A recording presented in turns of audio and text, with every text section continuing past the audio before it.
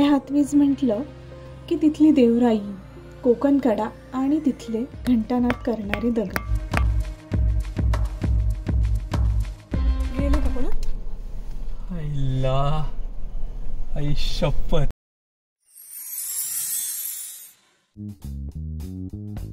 Hello, मी Trupti. Welcome back to my channel Srujan by Trupti. Monsoon आणि road trip या आपल्या सिरीजमध्ये तुमचं खूप खूप स्वागत आहे. तर आजची भटकंती आहे जुन्नरमधल्या आंबे हातवीज इथे. आज तसा घरून निघायला उशीरच झाला होता. जुन्नरमध्ये येऊन मस्त मिसळचा आस्वाद घेतला आणि पुढे निघालो.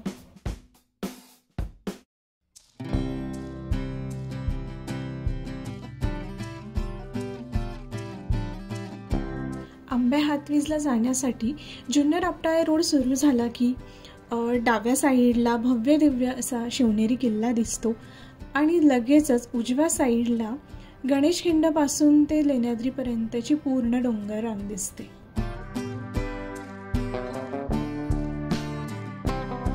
आंबे हातवीज ही जुन्नर पासून जवळजवळ 30 किलोमीटरवर आहे. जुलै महिन्याची सुरुवात होती. थोडाफार पाऊस पडून गेल्यामुळे सगळा परिसर जणू हिरव्या रंगात न्हाऊन गेला होता.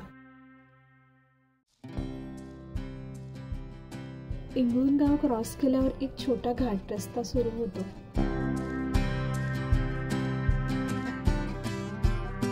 जुन्नरला आलं की बिबट्या दिसावा असं नेहमीच वाटतं आणि अशा दाट जंगलात तर बिबट्या दिसण्याची शक्यता जास्त असते.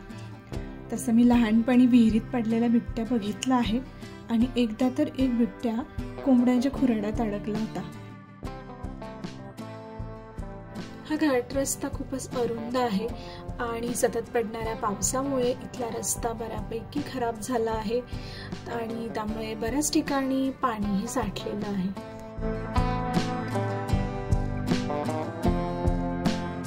रस्त्यावर ठिकठिकाणी दरड कोसळण्याची शक्यता असल्याचे बोर्ड लावले आहेत, त्यामुळे शक्यतो कुठे जास्त वेळ थांबू नये.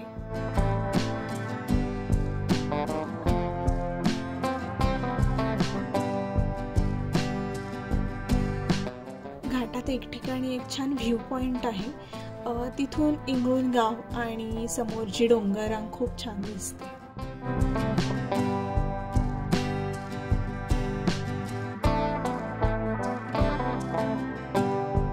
घाट चढून गेलं की उजव्या साईडचा रोड हा आंबे हातवीजला जातो आणि डाव्या साईडचा रोड हा वर्सुबाईच्या मंदिराकडे जातो.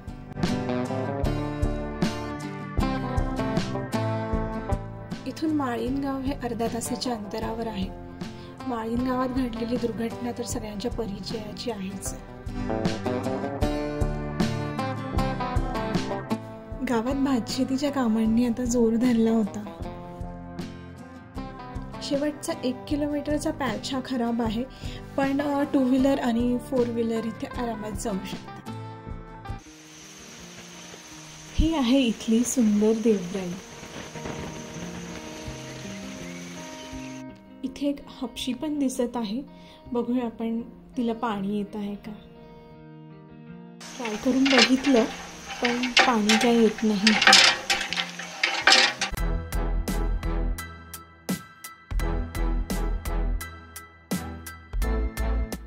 इथे दुर्गा देवीच्या मंदिरापर्यंत जाण्यासाठी पायऱ्या बनवलेल्या आहेत आणि रेलिंगही बसवलेलं आहे.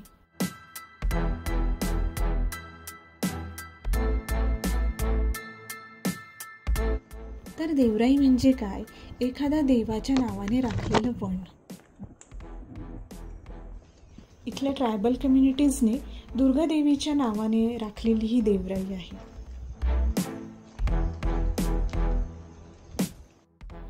या देवराईत जवळजवळ 190 प्रकारची झाडं आहेत. या देवराईमध्ये विविध प्रकारची फुलं, फळं आणि औषधी गुणधर्म असलेल्या वनस्पती आढळतात.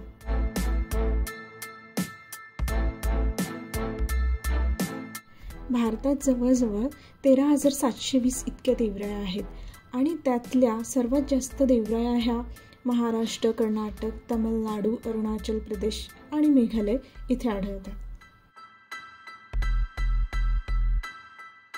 त्यातील महाराष्ट्रात जवळजवळ 2820 इतक्या देवराया आहेत.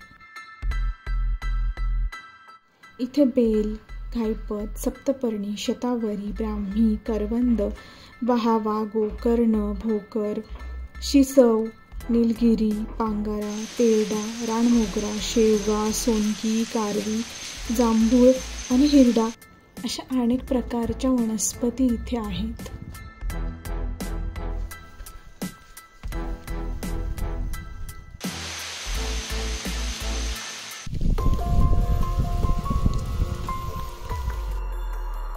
पावसाळ्यात इथलं वातावरण हे क्षणात बदलतं. आता पाऊस सुरू झाल्यामुळे सगळीकडे धुकं पसरलं आहे.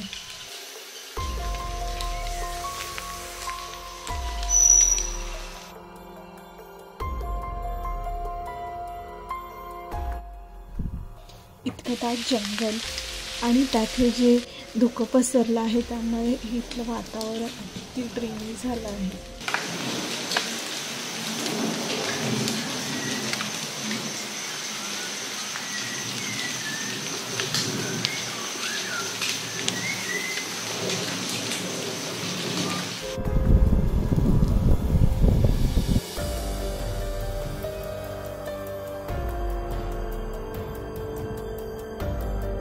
दुर्गादेवीचं दर्शन घेऊन आता कोकणकडाकडे निघालो. आता पाऊस थांबला होता आणि वाऱ्यामुळे ढगही निघून गेले होते. पावसाळा नुकताच सुरू झाल्यामुळे इथे जास्त काही गर्दी नव्हती, त्यामुळे वातावरण अतिशय प्रसन्न आणि शांत होतं. आणि या शांततेतच मलबार व्हिसलिंग थ्रश हा सुंदर शिळ घालत होता. पुन्हा पाऊस सुरू झाला आणि आम्ही ढगात गुडूप झालो.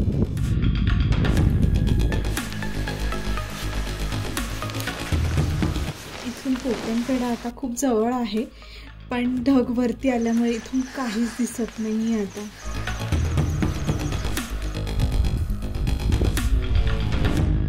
बघा, तुम्ही बघू शकताय की आता काहीच दिसत नाही आणि असे समोरून वाऱ्यामुळे ढग वाहताना दिसत आहेत.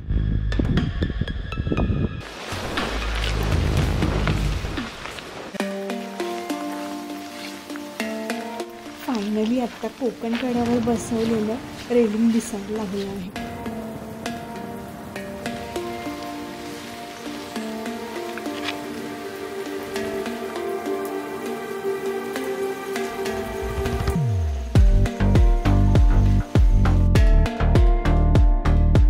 पाऊस थांबला आहे आता आणि आता वाऱ्यामुळे ढगही बाजूला होत आहेत, त्यामुळे आता कोकणातलं सुंदर दृश्य दिसेल.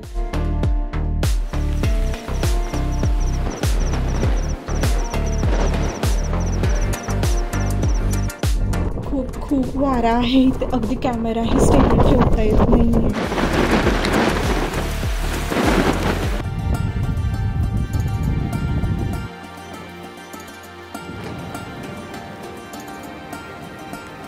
खाली धसई गाव दिसत आहे आणि हे धसई लेक आहे.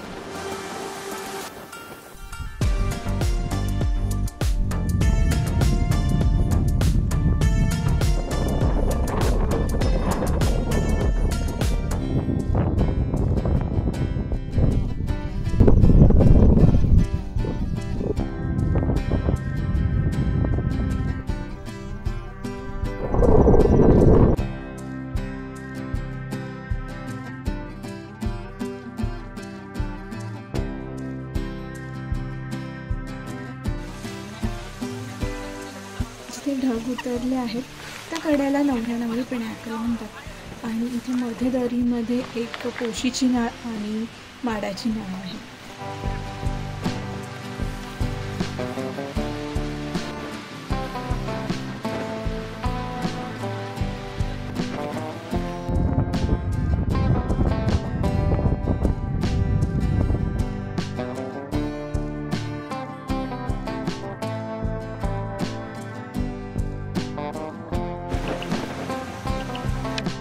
जर तुम्ही इथे सप्टेंबर आणि ऑक्टोबरमध्ये भेट देणार असाल तर इथे सगळीकडे सोनकी फुललेली दिसते. आंबे हातवीच्या नॉर्थला इथे दुर्ग ढाकोबा आहे आणि या दोन्ही ठिकाणांच्या मध्ये खाली गणपती गडद लेण्या आहेत. आत्ताच एक पावसाची मोठी सर येऊन गेली, त्यामुळे सगळे छोटे मोठे धबधबे जोरात वाहू लागले आहेत.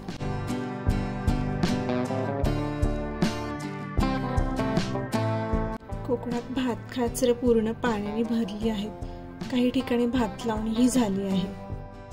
पुन्हा आभाळ भरून आलं होतं.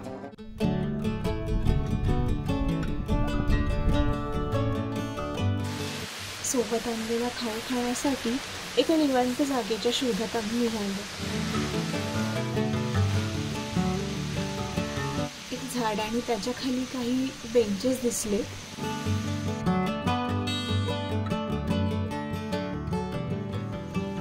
पण बेंचेसची अवस्था अत्यंत खराब होती. इथे पडणाऱ्या अतिवृष्टीमुळे ते मोडकळीस आले होते आणि सगळं शेवाळ साठलं होतं. पावसाची ये-जा चालूच होती.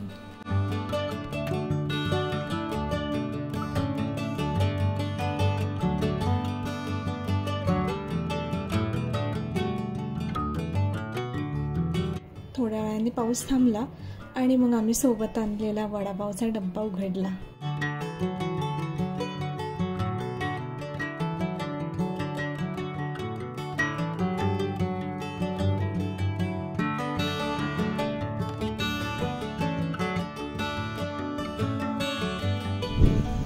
कोकण कड्यावर उभा झणझणीत मिरची सोबत. वाव.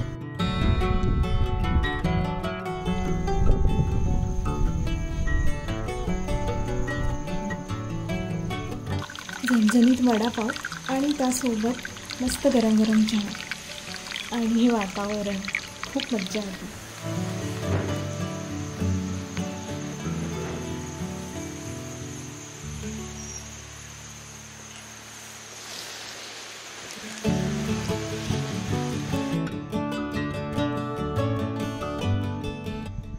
निवांत चहाचा आस्वाद घेतला.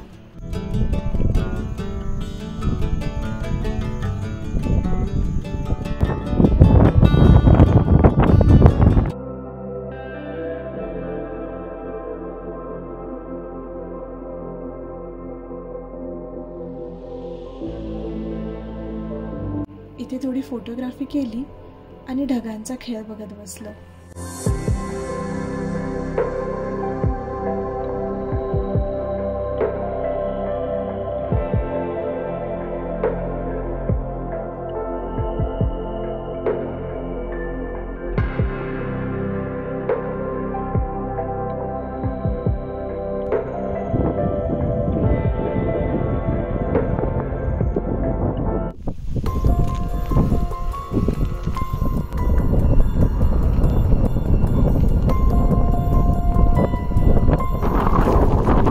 गेला अगदी कळलंच नाही आणि आता खूप उशीर झाल्यामुळे आम्ही कांचन वॉटरफॉलला जाऊ शकणार नव्हतो.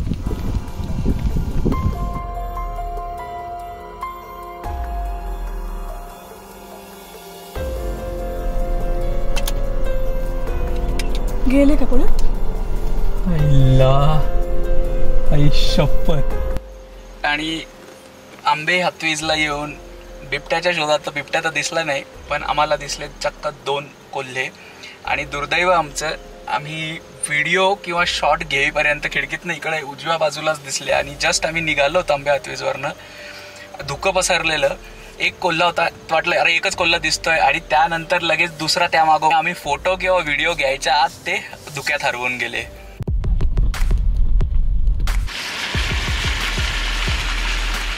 जाताना वाटेत घंटानाद करणारे दगडही बघितले, पण खूप पाऊस सुरू झाल्यामुळे इथे जास्त वेळ काही थांबता आलं नाही.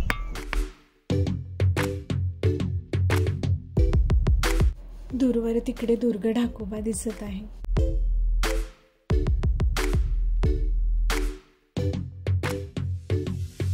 लेट झाल्यामुळे आम्ही कांचन वॉटरफॉल नाही जाऊ शकलो, पण नेक्स्ट व्हिजिटमध्ये ते कव्हर करू.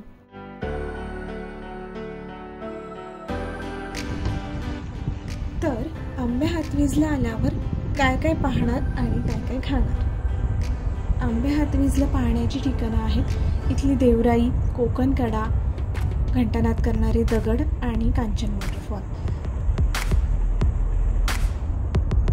तर आता बघूया खाण्याचे ठिकाणं. जुन्नर बस स्टँडपासून ते मेन चौकापर्यंत तुम्हाला भरपूर मिसळची हॉटेल्स भेटतील आणि तुम्ही इथे मिसळ आणि इतरही जेवण जेवू शकता. कारण की पुढे या रोडला एकही हॉटेल नसून इंग्रोडपासून तर पुढे तुम्हाला काहीही खाण्याचे पदार्थ अथवा पाण्याची बॉटल भेटणार नाही. त्यामुळे पिण्याचं पाणी आणि खाण्याचे पदार्थ तुम्ही जुन्नरमधूनच घेऊन जा आणि सोबत नेलेल्या पाण्याच्या बॉटल्स आणि खाण्याचे पदार्थ त्याचे पॅकेट्स तिथे टाकू नका, सोबत घेऊन या. आजचा व्हिडिओ तुम्हाला कसा वाटला हे मला कॉमेंट करून नक्की सांगा आणि लाईक आणि शेअर करा आणि सबस्क्राईब करायला विसरू नका.